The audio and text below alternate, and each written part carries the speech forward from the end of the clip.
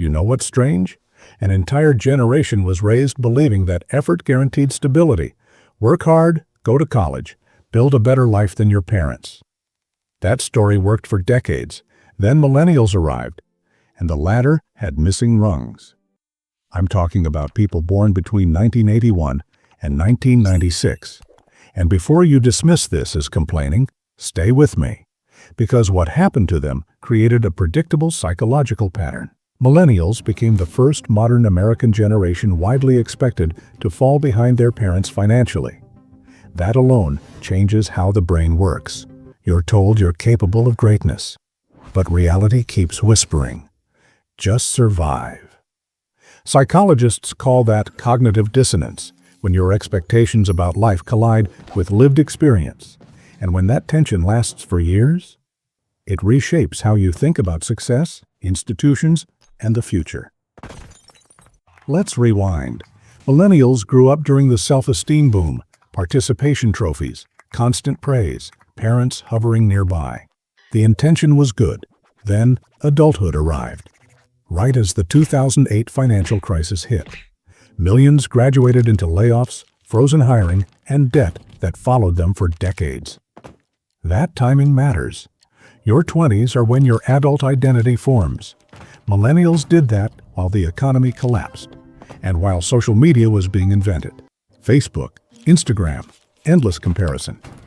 They didn't grow up posting childhood photos. They learned how to be adults while performing adulthood online.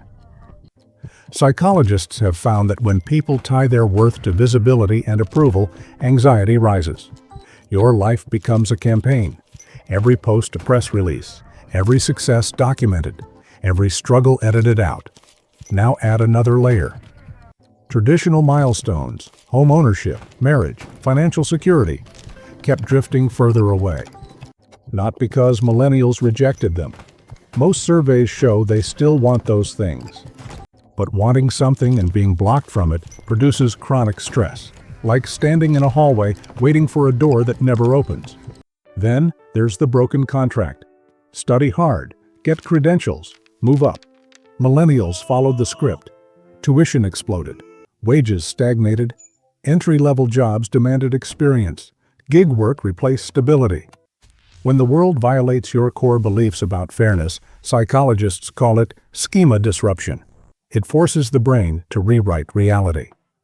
On a mass scale, it creates a generation that is idealistic and deeply skeptical. They believe things should be fair. They just don't trust systems to make them fair. That's not entitlement, that's adaptation. And the job-hopping criticism? Companies normalized layoffs long before millennials entered the workforce. Security vanished. From a psychological standpoint, switching jobs isn't rebellion, it's rational behavior in an unstable environment. Millennials are also one of the most educated and diverse generations in U.S. history. They grew up online. That exposure to countless viewpoints produced questioning minds.